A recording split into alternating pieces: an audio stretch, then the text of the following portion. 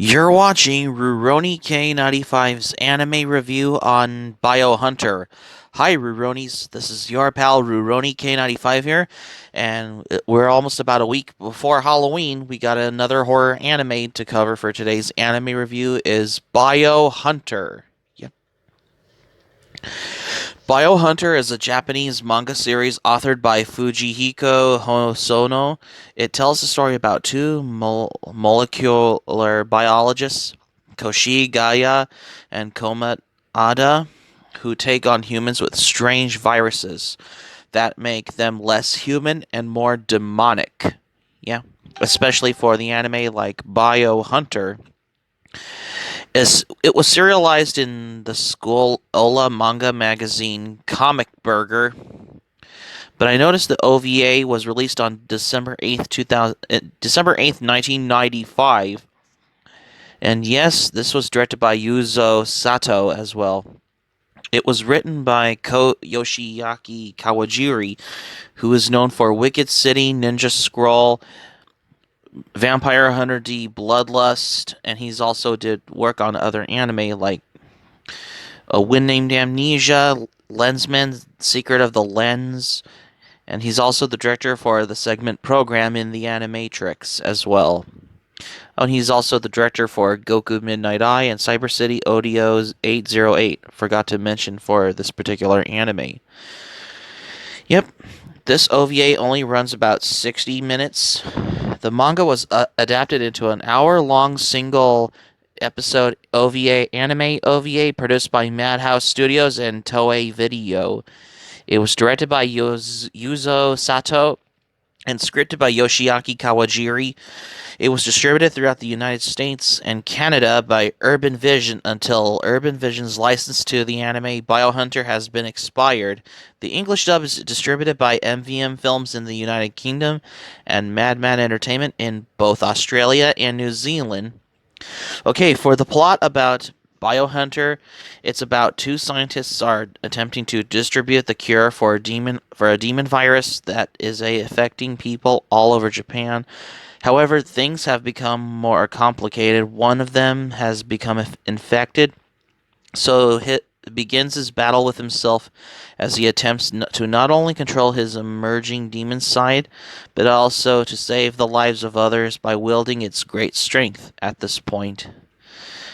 And yes, and that is how I explained for the plot about my anime review on Bio Hunter. Yes, this was basically written by the guy who did Wicked City, Demon City Shinjuku, Neo Tokyo Lensman, The Secret of the Lensman, as well as he worked on particularly Ninja Scroll and Vampire Hunter D Bloodlust and Goku Midnight Eye and Odio City 808, which is Yoshiaki Kawajiri as well. Love means that never have anything to say. I'm sorry to say for this mutilation that you see in, but particularly for this anime like Bio Hunter. Yep. But it's just how it is, what it is. Yeah. Because nothing sours the romance of the moment quite like sprouting teeth from the same place that teeth were never meant to be. What you expect seeing in Bio Hunter, of course.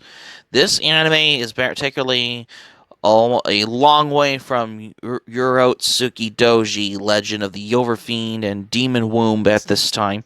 But for Bio Hunter, however, because with dealing with an animator like Yoshiaki Kawajiri, who is the director who was behind Goku Midnight Eye, Wicked City, Demon City Shinjuku, Vampire Hunter D Bloodlust, and Ninja Scroll, there's hideous mutilation and errant teeth are par of the course, what you expect seeing in this particular OVA anime that only lasted about how many minutes were 60 minutes.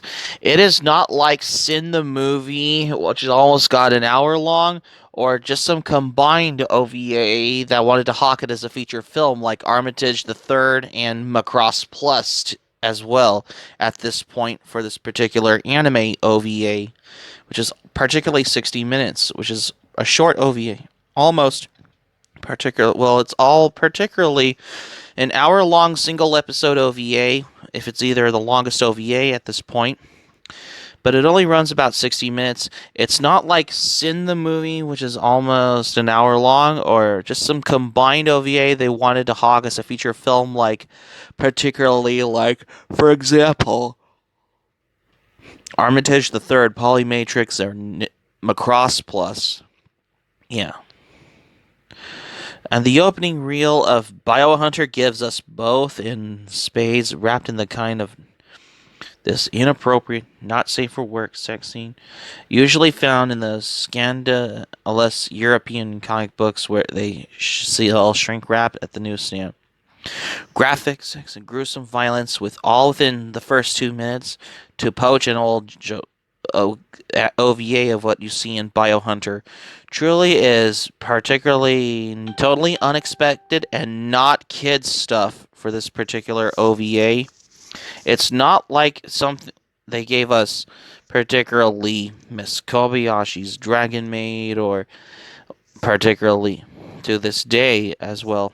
But sometimes things like Bio Hunter is the story of Koshiaga and Komada, a pair of freewheeling molecular biologists on the cutting edge of evolutionary science.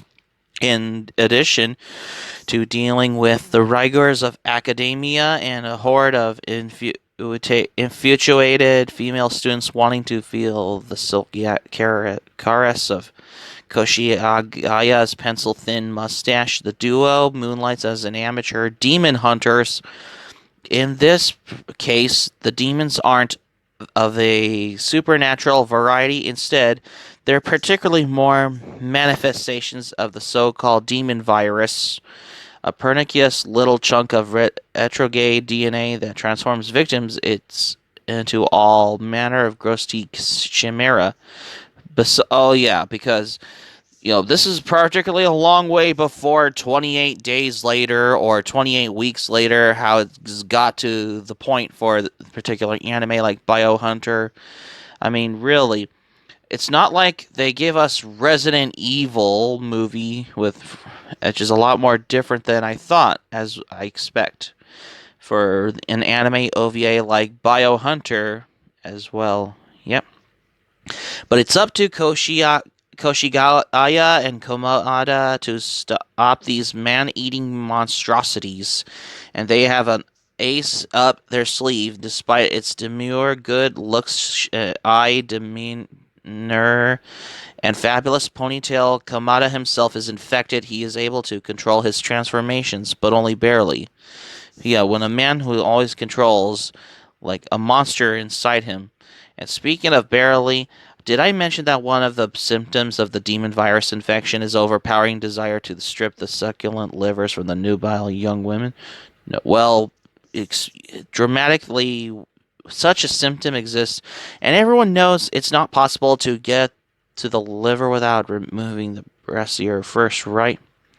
When a famous fortune teller disappears, it falls to Koshigaya and Komada to protect his granddaughter Sayaka Murakami, a young lady with a penchant for the professors with ponytails, from the falling prey to a rampaging demon. The demon happens to inhabit the body of Seijiro Tabe, chief secretary of the Liberal Republican Party, or a ruthless politician just a few heartbeats away from the office of the Prime Minister.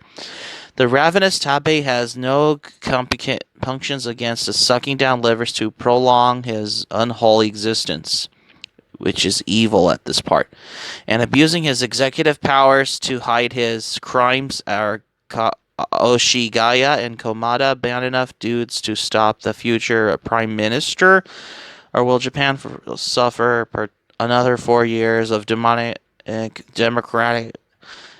policy, or how you expect seeing politics, if it's either Democratic Party or Republican, or independent, depending on which parts of what you find in Bio Hunter as well, particularly. If so, but only the Bio Hunters know for sure, In fact, I am a fan of Yoshiaki Kawajiri. I love how the transgressive and weird his films are, even the lesser offerings like Highlander, The Search for Vengeance. However, it would be unfair to lay Biohunter entirely at his feet. Although Kawajiri is credited as a supervisor and the scriptwriter, the direction was actually performed by Yuzo Sato, an artist with many credits for storyboarding and key animation to his name. Another name worth mentioning in relation to Biohunter is the music designer Masamichi Amano. The score is techno-erotic, full of heavy industrial sounds and strange psychosexual flourishness. And there's no surprise at this point, as it were, they would use industrial metal or thrash metal or even death metal or even any subgenre of heavy metal would have been put it in the anime OVA like Biohunter at this point, as it was they would have used particularly doom metal depending on what music of the subgenre of heavy metal would have added for Biohunter at this point as well, as you noticed. And that there's no surprise, considering Amano is also credited the music for such diverse works such as Nightmare City, Battle Royale, and Urotsuki Doji, The Legend of the Overfiend, which ironically is the more controversial one. Now, if this was my previous anime review on Demon City Shinjuku or Wicked City, then I would have been compelled to have those previous anime reviews, to have it on full blast. If you ever want to see another anime with the work of Yoshiaki Kawajiri. But it's Biohunter, and speaking of which, it's a crying shame that Urban Vision, the American distributor that brought us so many Kawajiri goodness, as all intents and its purposes extinct. Yet they have released an anime title since the best left forgotten Ninja Scroll TV series. Their live action offerings, such as Azumi, written in part by Kawajiri, of course, are slowly going out of print, but their website is a dead address with a broken image tag, the name Musashi in the header, and the phrase under construction glaring from a plain white background.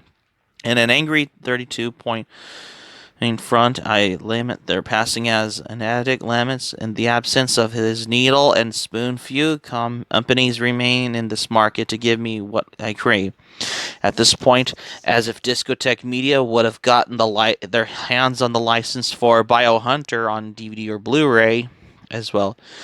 And what of think of Biohunter? Sweet and beautiful, ridiculous, because I mean, this is particularly like 60 minutes. It's not like not an hour long like Sin the movie or some combined OVA. They wanted to condense it as a condensed feature film, like for example Macross or particularly Armitage, the third Polymatrix to this day.